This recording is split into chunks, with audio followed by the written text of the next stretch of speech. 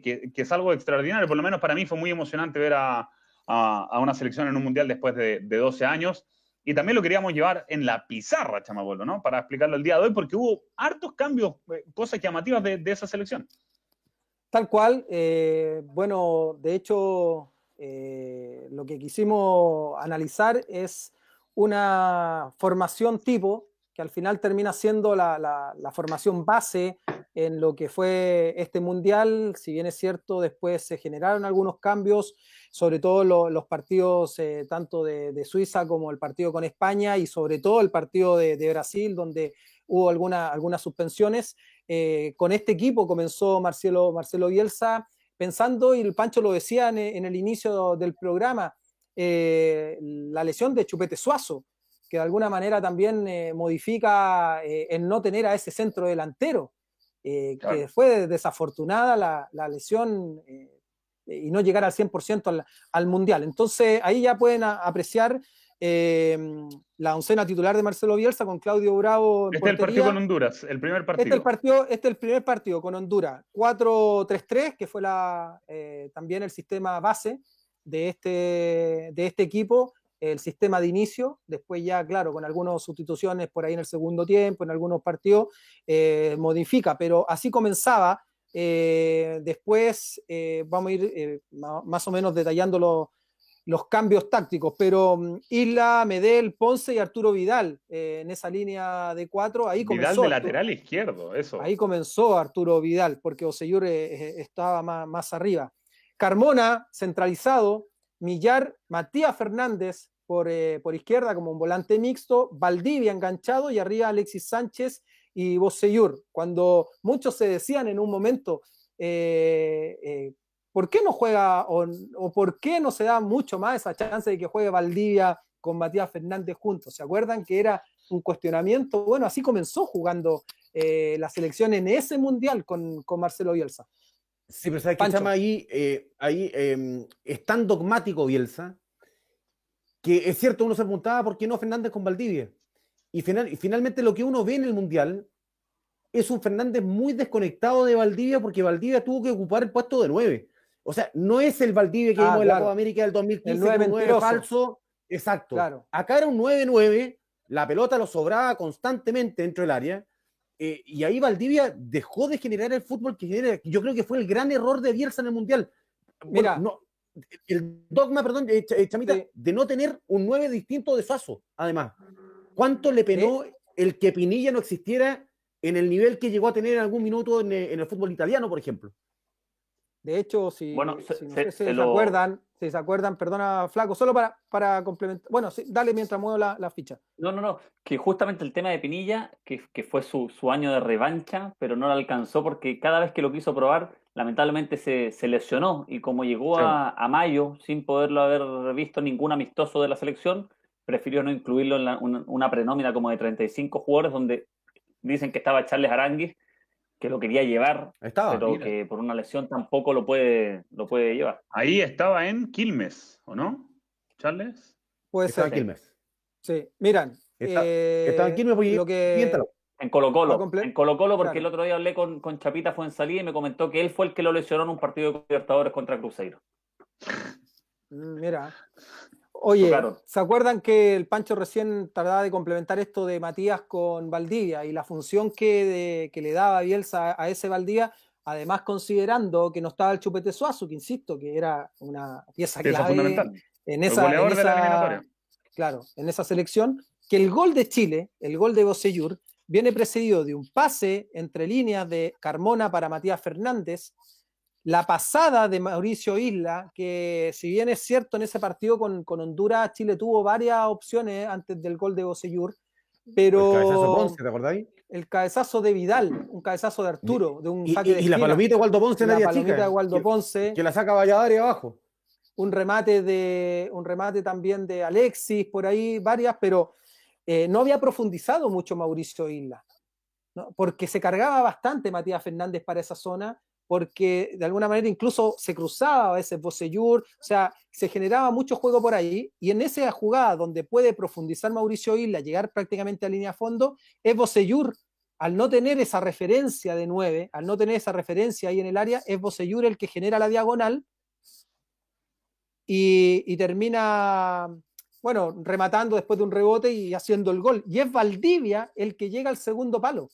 Es Valdivia el que llega prácticamente celebrando en la zona de delantero. Entonces, claro, ahí el pase filtrado, el pase en este caso entre defensores termina siendo de Matías Fernández, que era la función que uno siempre y que posteriormente se da en la selección con Valdivia. Así que un poco para aclarar esa funcionalidad de los jugadores que tenía, de la polifuncionalidad también de algunos con respecto a utilizar posiciones, porque después en el segundo partido, yo no sé si se está viendo, no, parece que no. Sí, todavía no, mira, solamente recordar que el partido se jugó en Nelspruit, en el Montbelá, con 32.664 personas, el gol de Bocellur que mencionaba el Chama al minuto 34 del primer tiempo.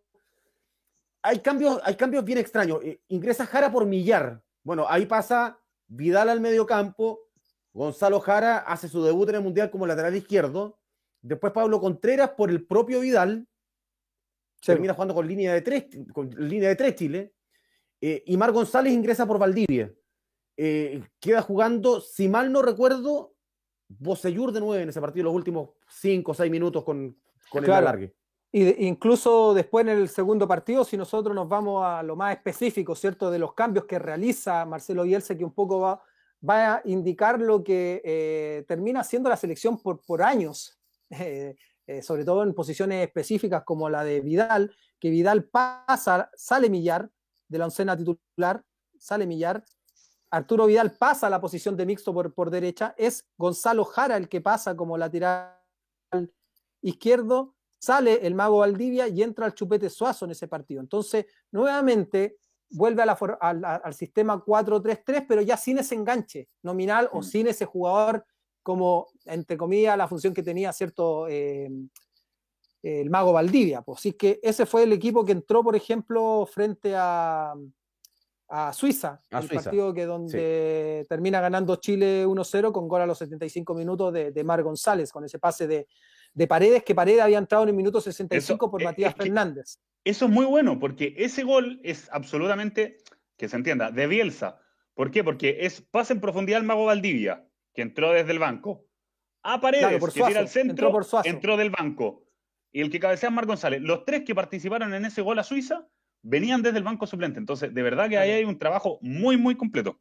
Incluso Mar González entró por Vidal en ese partido. Exactamente. Un partido durísimo que Chile ya tenía su primera amarilla a los 2 minutos. Terminó con Suazo amonestado, con Carmona amonestado y suspendido para el siguiente partido, porque había sido también, le había mostrado amarilla en el partido con Honduras. Waldo Ponce amonestado, cuestión que también nos iba a costar caro. Matías Fernández también suspendido por amarillas, amonestado en los 2 primeros partidos. Gary Medel, otra amarilla que nos cuesta cara. Y el Mago Valdivia. Partido durísimo, a Chile le costó un montón, atacó harto, pero el gol no llegaba por ninguna parte. Y recordemos que esta Suiza le había ganado a España. O sea, este partido con Suiza para Chile era vital si quería clasificar. Si Suiza le sacaba un punto a Chile, Chile quedaba al borde del precipicio, porque después se jugaba la última fecha contra el mejor equipo del grupo, que a la larga termina siendo el campeón del mundo. Por lo tanto, el gol de Mar González tiene una importancia vital en el desarrollo del Mundial. No salía por ninguna parte, y si no hace ese gol Mar González, llegamos al partido con España prácticamente eliminado, y si se daba el resultado que se dio finalmente, terminábamos derechamente fuera del Mundial antes de lo pensado, como ya le había pasado a Bielsa con Argentina. De hecho, no se veía muy funcional para lo que pretendía el Mundial, ¿cierto? Suazo, porque no estaba al 100%. Entonces, el equipo tampoco generaba mucha profundidad con peligro, y fue duro ese partido. Por eso creo que el desahogo, como tú dices, Pancho, después del pase donde entra Paredes, se pasa al arquero, queda esa posición, Marc, que se sumaba al área en este caso, porque este Chile de Marcelo Bielsa era un equipo que no no escatimó en esos esfuerzos que realizó incluso en las clasificatorias, con muchos jugadores llegando al área, muchos jugadores que se sumaban, ¿cierto? La proyección, en este caso, los laterales, y ahí creo que es también cuando ya se empiezan a ver estos indicios de lo que empezaba a generar Arturo Vidal, si bien después lo sacan y todo, pero porque el otro partido no es titular, sí, es titular también con España, Arturo Vidal. Con Brasil, sí, con Brasil parece que no jugó, porque ahí entró, creo que con Vidal, bueno, con Brasil también juega. Con Brasil también juega, claro. Sí, es que hay un montón de cambios en el partido con Brasil. Mira, y qué bueno lo que dices tú, ese gol tan de Bielsa con tanto hombre dentro del área. Por suerte el que entra por el segundo palo es Mar González, porque el centro fue un centro bien alto de Esteban Paredes, muy incómodo para el que cabeceaba, y te digo, por suerte es Mar González y no otro de los que corría por la izquierda, porque seguramente Gonzalo Jara no llegaba, que era el lateral izquierdo, porque seguramente Matías Fernández tampoco iba a poder cabecear a esa altura. Mar González tenía un gran rechazo, y eso es lo que le permite conectar incómodamente un cabezazo que se demoró 3 horas en entrar al arco, ¿no? Y ahí está con el bote, el palo. Y ahí está el sistema que vuelve a lo del primer partido, 4-3-3 o 4-4-2, no sé, pero con ese jugador de enganche o con esta posición de Valdivia que se generaba la libertad. Y acá es donde ya empieza incluso a modificar lo que es el mediocampo, considerando que después con el partido frente a Brasil es la línea defensiva la que modifica por lo menos los centrales, porque no juega ni Ponce entra el Chupaya Fuentes, ¿se acuerdan del lateral? Bueno, era como línea de tres. El lateral izquierdo, el lateral izquierdo. Y acá se da Isla Medel, Ponce Jara, y acá es interesante también cómo fue mutando uno de los centrales, porque era Ponce, si no era Ponce, después pasó por los años a ser Pablo Contreras, y cómo es esta posición que a mí me llama la atención también, de que ha sido quizás la que más ha variado en el tiempo dentro de una oncena titular, por lo menos de jugadores que han mantenido la continuidad y los partidos y el ritmo de la selección, porque después Medel se mantiene por cuánto tiempo, después se va Waldo Ponce, empieza más a jugar Pablo Contreras, y hoy en día es quizás dónde está el recambio también de nuestra selección, bueno, en esa posición, y sobre todo acá, el lateral izquierdo. ¿Sí? No, yo quería solamente agregar un datito de lo que es la nómina de ese equipo, porque si tú te das cuenta, el 2010 no teníamos ninguna mega estrella. Waldo Ponce debe haber sido el jugador con más currículum, digamos, del equipo, porque había pasado por Alemania y por Argentina. El partido con Brasil lo termina jugando Ismael Fuentes. Sí. Gonzalo Jara, con muy poquita experiencia, había tenido un mundial juvenil el 2005. Tenía 24 años, Jara. ¿Viste? Pablo Contreras era el otro más o menos experimentado. La formación del partido con Brasil es Bravo, que era un arquero que estaba recién haciendo sus primeras armas en Europa. Ismael Fuentes, Gonzalo Jara, Pablo Contreras en defensa. Sí. Mauricio Isla era una incógnita porque lo habíamos visto jugar en el Mundial del 2007 y nunca más. 21 salvo años. en la eliminatoria, digamos, pero nunca lo vimos a nivel de club. Carlos Carmona, uno que ya llevaba sus añitos en el fútbol profesional, pero todavía sin ser una estrella del fútbol chileno. Arturo Vidal, si no me equivoco, recién estaba en el Leverkusen en esa época, haciendo sus primeras armas en el fútbol europeo. Mar González, otro con largo carrete, digamos, finalista de Champions con el Liverpool. El Chupete Suazo, que decía el Chama, lamentablemente se lesiona y lo lesiona Sergio Ramos en un partido del Zaragoza con el Real Madrid del hombro, y Alexis Sánchez, que estaba en el Udinese, pero mega estrellas no había. Entonces yo cuando escucho hablar del recambio hoy día, es cierto, tenía un montón de buenos jugadores y puros buenos proyectos, digamos, pero cuando yo escucho hablar del recambio como que me alarma un poco, porque yo me acuerdo la selección del 2007 jugó Chupallita Fuentes un partido. Sí, pues, es más, yo tengo acá el número, mira, solamente 2 jugadores tenían 30 años o más, 2, y era Rodrigo Tello y Pablo Contreras, que ni siquiera eran titulares indiscutidos. No, Rodrigo se subió, perdón, se subió a la micro, con la micro andando. Sí. Si no, No, de hecho, es cierto, se subió y fue, de hecho no tuvo participación futbolística en el Mundial. No, sí, creo que jugó, creo que el único que no participó es Fierro, si no me equivoco. Pero eran 17 jugadores con menos de 27 años. Alexis e Isla 21, 23 Carmona, 23 Vidal, o sea... Pero Tello entró con Brasil, porque los partidos anteriores ni siquiera entró... Creo que entró con Brasil. Tello entrado con Brasil. Con Brasil en el segundo tiempo, pero con el partido definido y casi como un gesto, en el entretiempo.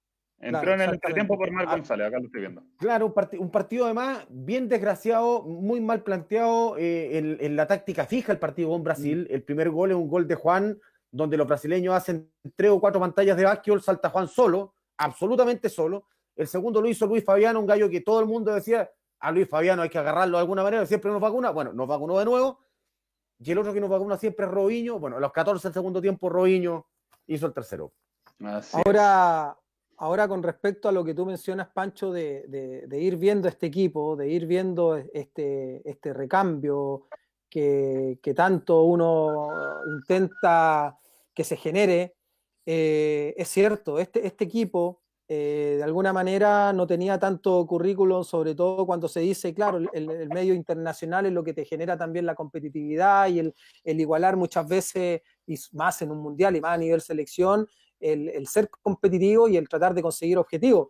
Pero claro, esta selección venía de unas tremendas clasificatorias, o sea, ya yo creo que lo que le entrega a esas clasificatorias, que ahí tiene el mérito absoluto también de cómo le cambia esa mentalidad o esa forma de encarar los partidos, porque lo que se generaba, y por eso yo hablaba de que esta selección, a pesar de que no estaba Chupete, que era quien la selección descansaba con respecto al quien marcaba el gol, porque esas clasificatorias de Chupete fueron notables, o sea, goleadora, y era un equipo que tenía un ritmo, una intensidad, que es lo que lamentablemente hoy día, si tú quieres generar un recambio, es lo que falta, po. Y sobre todo esa mano técnica, esa mano de generarle esa misma mentalidad a estos jugadores que, insisto, llegaron a este Mundial de Sudáfrica precedidos de unas tremendas clasificatorias y salimos segundo, detrás de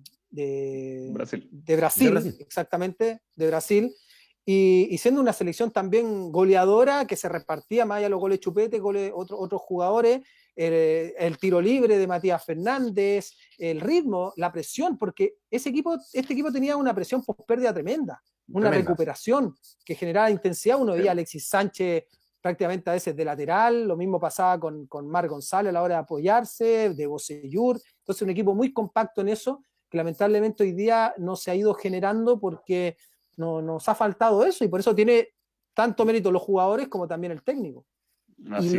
Y te diría, perdón, Marce, yo sé que hay que cerrar los técnicos. No nos olvidemos que este Colo-Colo, o sea, que esta selección está fundada en el Colo-Colo del 2006, finalista de Sudamericana, en la U del 2010, semifinalista de Copa Libertadores, en muy buenos equipos que presentó la Católica también en competencias internacionales, y en una selección juvenil, en 2 procesos enteros de selecciones juveniles comandados por José Zulantay.